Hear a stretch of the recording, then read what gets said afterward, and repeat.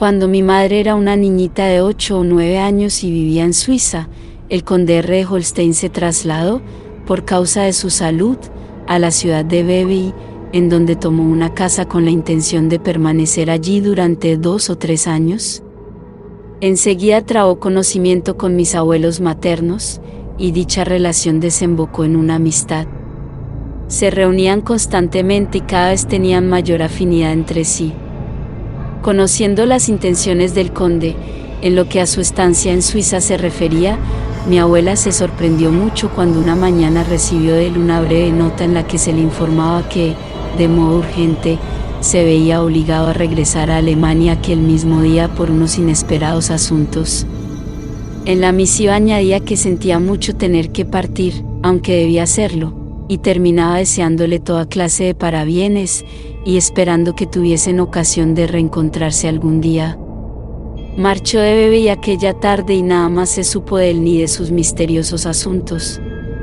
Transcurridos unos pocos años desde su partida, mi abuela y unos de sus hijos fueron a Hamburgo a pasar una temporada.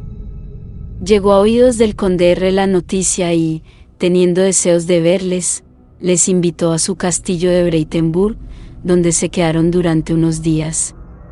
Se trataba de un paraje bello y agreste, y el castillo, una enorme mole, era una reliquia de los tiempos feudales. Como ocurre con la mayoría de los vetustos lugares de esa clase, se decía que estaba hechizado. Desconociendo la historia en la que se basaban tales habladurías, mi abuela incitó al conde a que se la relatase. Tras algunas dudas y reparos, el anciano consintió en ello. Existe una habitación en esta casa, comenzó, en la que nunca nadie ha podido dormir. Se escuchan constantemente ruidos cuya procedencia es desconocida y que suenan como un incesante movimiento y chirrido de muebles. Hice vaciar la habitación, hice retirar el antiguo suelo y mandé colocar uno nuevo, pero los ruidos no desaparecieron. Al final, desesperado, la hice tapiar. Esta es la historia de ese cuarto. Hacía unos siglos había morado en aquel castillo una condesa cuya caridad hacia los pobres y cuya gentileza hacia todo el mundo no tenían igual. Por todas partes se la conocía como la buena condesa R. y todo la apreciaban. La habitación en cuestión era su alcoba. Una noche la despertó una voz que oyó junto a ella y, cuando miró fuera de la cama, vio, a la débil luz de su lámpara, a un hombrecillo diminuto, como de unos 30 centímetros de altura, junto a su lecho. Ella estaba del todo sorprendida y él le habló diciendo: «Buena condesa de R., vengo a pedirle que sea la madrina de mi hijo. ¿Acepta usted?». Ella asintió y él le dijo que volvería a buscarla al cabo de unos pocos días para asistir al bautizo. Con esas palabras el hombrecillo se evaporó de la habitación. A la mañana siguiente, reflexionando sobre los incidentes de aquella noche, la condesa llegó a la conclusión de que todo era producto de un extraño sueño y no le dio más vueltas. Sin embargo, pasados 15 días, cuando ya había olvidado por completo el sueño, fue de nuevo despertada a la misma hora y por el mismo pequeño individuo, quien dijo que venía a reclamar el cumplimiento de su promesa. Ella se levantó, se vistió y siguió a su diminuto guía escaleras abajo por el castillo. En el centro del patio de armas había, y aún sigue habiendo, un pozo de brocal calado, muy profundo y que se extendía lejos, por debajo del edificio, hasta quién sabe dónde. Habiendo llegado junto al pozo, el hombrecillo vendó los ojos a la condesa y, ordenándole que no tuviese temor y que le siguiese, descendieron por unos peldaños desconocidos. Esta situación era nueva y extraña para la condesa, y se sintió incómoda, pero decidió que, a pesar de cualquier riesgo que pudiera correr, una promesa era una promesa, y que llevaría aquella aventura hasta el final. Llegaron así hasta el fondo del pozo, y cuando su guía le retiró la venda de los ojos, la condesa se encontró en una habitación llena de personas tan pequeñas como el hombrecillo. El bautizo tuvo lugar, y la condesa ejerció de madrina. Al concluir la ceremonia, cuando la dama estaba a punto de despedirse, la madre del bebé cogió un puñado de astillas de un rincón y las metió en el mandil de su visitante. «Ha sido usted muy amable amadrinando a mi hijo, buena condesa R», le dijo, «y su generosidad no quedará sin recompensa. Cuando se levante usted mañana, estas astillas que le he dado se habrán transformado en metal.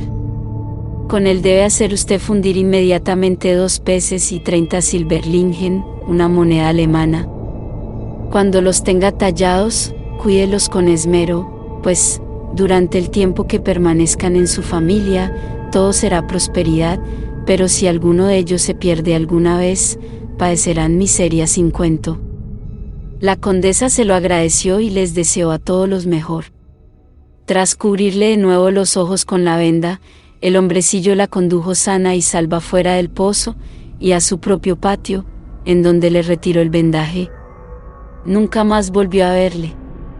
Al día siguiente, cuando la condesa despertó, se sintió confusa. Le pareció que todo lo que había pasado aquella noche había formado parte de algún extraordinario sueño. Mientras estaba en su toilette, recapacitó detalladamente sobre todo lo sucedido, y se descubrió devanándose los sesos mientras le buscaba alguna explicación. Se encontraba en estas tribulaciones cuando pasó la mano sobre su mandil y se sorprendió al notar que estaba anudado. Cuando lo desató, encontró entre los pliegues un montón de astillas de metal. ¿Cómo habrían llegado hasta allí? ¿Había sido el sueño real? ¿Acaso no había soñado con el hombrecillo y el bautizo? Durante el desayuno se decidió a contar la historia a los demás miembros de la familia. Todos estuvieron de acuerdo en que, significase lo que significase aquel obsequio, no debían despreciarlo. Por lo tanto, convinieron que debían fabricarse los 2 peces y las monedas, y que habrían de ser cuidadosamente custodiados entre las reliquias familiares. El tiempo transcurrió y todo comenzó a prosperar en la casa de los R. El rey de Dinamarca les colmó de honores y privilegios, y les adjudicó la administración de la alta tesorería de su hacienda. Y durante los siguientes años todo les fue de maravilla. De repente, para consternación de la familia, uno de los peces desapareció.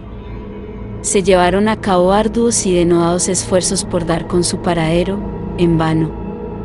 Y, justo desde aquel momento, todo empezó a ir de mal en peor. El conde, que aún vivía, tenía 2 hijos varones. Mientras cazaban juntos, uno mató al otro.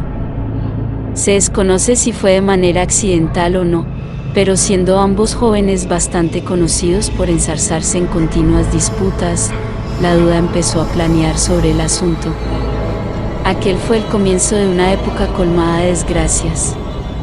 Cuando lo sucedido llegó a oídos del rey, pensó que se hacía necesario despojar al conde del cargo que ostentaba. Se sucedieron otros muchos infortunios. La familia cayó en descrédito. Sus tierras fueron vendidas o decomisadas por la corona hasta que no les quedó más que el viejo castillo de Breitenburg y los angostos dominios que lo circundaban. Este deterioro se prolongó durante 2 o 3 generaciones. Además, para remate, en la familia no faltó nunca algún miembro trastornado. Y aquí, continuó el conde, viene la parte más extraña. Yo nunca puse demasiada fe en estas pequeñas reliquias misteriosas, y así habría continuado de no ser por la concurrencia de ciertas circunstancias extraordinarias. ¿Recuerdan mi estancia en Suiza y lo repentino de su final? Pues bien, ocurrió que, justo antes de salir de Holstein, había recibido una curiosa carta. Su remitente, un caballero noruego, me contaba en la carta que se hallaba muy enfermo, pero no quería marcharse al otro mundo sin antes verme y hablar conmigo. Pensé que aquel hombre deliraba, pues nunca antes había oído hablar de él. Consideré que no era posible que tuviésemos asunto alguno que tratar. Por tanto, desdeñé la carta y no volví a pensar en ella durante un tiempo. De cualquier manera, mi remitente no parecía darse por satisfecho, y volvió a escribirme. Mi secretario, quien durante mi ausencia atendía la correspondencia, le hizo saber que me encontraba en Suiza por motivos de salud, y que si tenía algo que comunicarme sería mejor que lo hiciese por escrito, puesto que a mí me sería imposible desplazarme hasta Noruega. Tampoco esto satisfizo al caballero, que insistió con una tercera carta en la que me imploraba que fuese a verle y en la que declaraba que lo que tenía que decirme era de capital importancia para ambos. Mi secretario se sintió tan impresionado por el terminante tono de la carta que me hizo llegar junto con su consejo de no desestimar aquella súplica. Esta fue la causa de mi repentina partida de Vevey. Nunca me alegraré lo suficiente de no haber persistido en mi rechazo. Siguió un largo y penoso viaje por tierras nórdicas. En más de una ocasión me vi seriamente tentado por la posibilidad de abandonar, pero algún extraño impulso me llevaba en volandas hacia mi destino. Me vi obligado a atravesar buena parte de Noruega. Con frecuencia pasé jornadas completas cabalgando a solas, cruzando páramos salvajes, cenagales inundados de brezos, atravesando riscos, montañas y parajes desolados, y contemplando, siempre a mi izquierda, la costa rocosa, desgarrada por el viento y azotada por el oleaje. Finalmente, después de innumerables fatigas y penalidades, llegué al pueblo que mencionaba la carta, en la costa norte de Noruega. El castillo del caballero, una gran torre circular, estaba edificado sobre una pequeña isla alejada de la costa y comunicada por tierra mediante una estrecha pasarela. Arribé allí a altas horas de la noche, y debo admitir que sentí algunos recelos mientras cruzaba el puente bajo el resplandor indeciso de un farolillo y mientras oía el embate de las aguas oscuras por debajo de mis pies. Un individuo me abrió la verja y volvió a cerrarla tan pronto como estuve dentro. Se hicieron cargo de mi caballo y fui conducido a los aposentos del caballero. Se trataba de un pequeño habitáculo circular, escasamente amueblado, casi en lo más alto de la torre. Allí, sobre una cama, yacía un anciano caballero, que parecía hallarse al borde mismo de la muerte. Cuando entré trató de incorporarse, y entonces me lanzó tal mirada de alivio y gratitud que su gesto me compensó por todas las penurias que había experimentado. No puedo agradecerle suficientemente, conde DR, el que haya podido atender a mi petición, dijo él. Si me hubiese encontrado en disposición de viajar le habría visitado yo mismo, pero eso era ya imposible, y lo cierto es que no podía dejar este mundo sin antes hablar con usted en persona. Seré breve, aunque lo que he de decirle es de vital importancia. ¿Reconoce esto? Y sacó de debajo de su almohada mi pez, largamente extraviado. Yo, por supuesto, lo reconocí al instante. Él continuó. No sé cuánto tiempo llevaba esto en mi casa, ni tuve noción alguna de su procedencia hasta que, recientemente, supe a quién pertenecía legítimamente. No llegó hasta aquí en mis tiempos, ni tampoco en los de mi padre, y es un misterio quién no lo trajo. Cuando caí enfermo y mi recuperación se anunciaba imposible, una noche escuché una voz que me decía que no debía morir sin haberle restituido el pez al conde R. de Brandenburg. Yo no le conocía a usted, ni tampoco había oído hablar jamás de nadie de su familia, así que al principio hice caso omiso de aquella voz.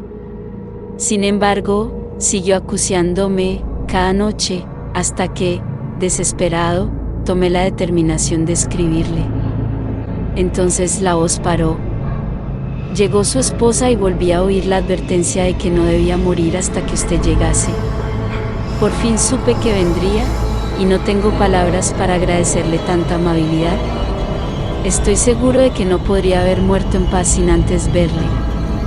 El anciano murió esa misma noche, yo asistí a su entierro y regresé después a casa con mi tesoro recién recuperado. Fue restituido puntualmente a su lugar. Ese mismo año, mi hermano mayor, a quien conocerán por haber sido durante años huésped de un sanatorio mental, falleció y yo pasé a ser el propietario de este castillo. El año pasado recibí, para mi grata sorpresa, una amable misiva del rey de Dinamarca restituyéndome el puesto que ocuparan mis antepasados. En el presente año se me ha nombrado administrador de su hijo mayor, y el rey me ha devuelto buena parte de las propiedades confiscadas a mi familia. Así que el sol de la prosperidad parece brillar una vez más sobre la casa de Breitenburg. No hace mucho, envié una de las monedas a París y otra a Viena con el fin de que fuesen analizadas para saber de qué metal están compuestas, pero nadie ha sido capaz de darme una respuesta satisfactoria sobre este asunto. De este modo el conde R terminó su relato, después de lo cual llevó a su impaciente interlocutor al lugar donde se atesoraban aquellos objetos preciosos y se los mostró.